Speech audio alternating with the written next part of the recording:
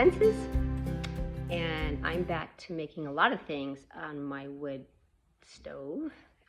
And this morning I sprouted buckwheat a couple days ago, and I really miss buckwheat cereal I used to make in the dehydrator in on-grid days. And so I decided to sprout it and see if there's a way I can dry it on my wood stove. And I'm really impressed by how it's working out and happening. I've done this before in the past, but I never was diligent. And we don't light a fire in the summertime, just in the winter. With all the expenses with propane and just life right now in general, creating a lot of stress, which really is not healthy, I know. And I've got to really learn to trust in Yahuwah and know that no matter what happens and how crazy the planet is, I trust and choose to believe that He'll provide my every need. If I seek Him first, He will take care of my needs. In the meantime, I have to be mindful and, living this type of lifestyle, even though it's not hardcore off-grid like some and many folks up here in North Idaho, it does take brain space. And when you start in your mid-50s learning how to do this, it's really hard when you've never done it before and you have nobody to teach you and you've never been trained as a child. You just kind of jump into it because it's what has to happen. You just have to do it. And that's what happened with us coming to North Idaho. We didn't plan it really to be off-grid. We thought about it, but when push came to shove and we found this cabin, we had to do it. So here we are in North Idaho learning how to be off-grid still after, I think it's like 5 years. 6 years in North Idaho. I think like only 3 here in the cabin. So this morning I am dehydrating buckwheat sprouted. I'm going to show you guys what that looks like on my stove. And I hope you consider learning how to live a little bit without all the amenities that you have and so very much used to, because you never know, that plug can be pulled. The wood stove is burning pretty fiercely. I'm going to turn down the damp a little bit, and here we go. You probably have seen this in the past. Many of you know that I used to dehydrate a lot in Southern California and eat a very high raw vegan diet. And I miss some of the things I used to make. Unfortunately, my Excalibur is not suited for this type of lifestyle here in the cabin, so I've had to find other ways of dehydrating my food. And I have some ideas I'll be sharing with you guys at a later video. For now, I am dehydrating or drying my buckwheat cereal. If you can see here, I have sprouted much of it. I don't know if you can see the little tails. The tails right there. Oops, just spilled some. Well, the cat or the mice will eat that, right? Little tails here, and I'm drying that because I used to eat raw buckwheat cereal, kind of like granola, a lot when I was in the raw vegan days, and I do miss some of that, so I'm bringing some of that back into an off-grid lifestyle. Here you can see that they are drying. You can tell the difference between the dried ones and the ones that are still wet.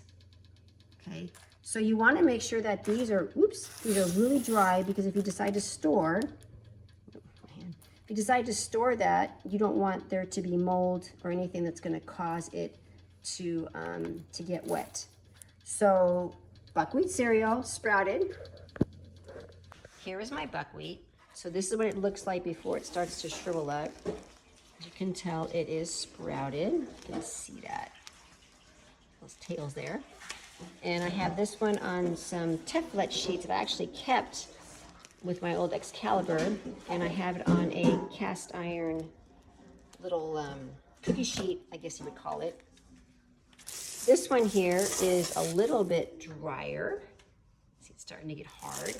And I have it on some non-toxic parchment paper, and then on my stoneware cookie sheet. Take this and I add it to my cereal. Every now and then a little treat. And I don't need that many grains to really make that much of a difference. It's nice to have. And I add all my seeds and my coconut milk, and I need some nice cereal I can tolerate. So buckwheat cereal on the wood stove here at Zephys Homestead. This is the wet, technically. That's really hot, and this is dry. You can see the difference even in the color. It starts to get toasty. The trick with this is that you have to make sure that you move it, right? So this is like the fan and the dehydrator. And if you don't do that, it'll burn. We did that last time. We burned, I think, blueberries and something else I made. And you got to make sure just to check it.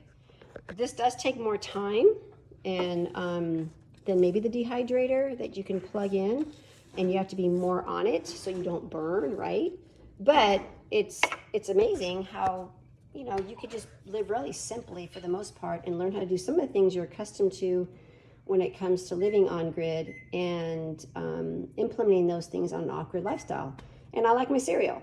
This is buckwheat sprouted. It is a grain-free, I guess you could call gluten-free granola. And it works well with my system, so I'm happy with it. And when it's done, I'll seal it in a mason jar with a glass mason jar with a lid on top, or a BPA-free plastic container. And then I'll have some buckwheat for, you know, maybe a month, I don't know, whenever I decide to eat it or not. Thank you for joining me here on Zephys Homestead as we together learn how to make sprouted buckwheat cereal. I will keep you posted, maybe with some photos down the road and maybe another video on some of the things that I'll be doing to continue dehydrating. I would love to conquer maybe making some nut burgers. That'd be really fun. And implementing and using this wood stove while the season is on and the opportunity is here, and learn how to live and cook a little bit more from an off-grid lifestyle, and using all the wonderful things that I've learned in the past to put that forth. So if you like this video, please like and subscribe. We would love to have you be a part of Zephys Homestead. And the more viewers and the more subscribers and the comments we have, good old YouTube puts those algorithms in and allows this video to be shared. And I've got a lot of content I would love to share with you guys more. So we appreciate your support, and have a wonderful day. May you bless you. Shalom.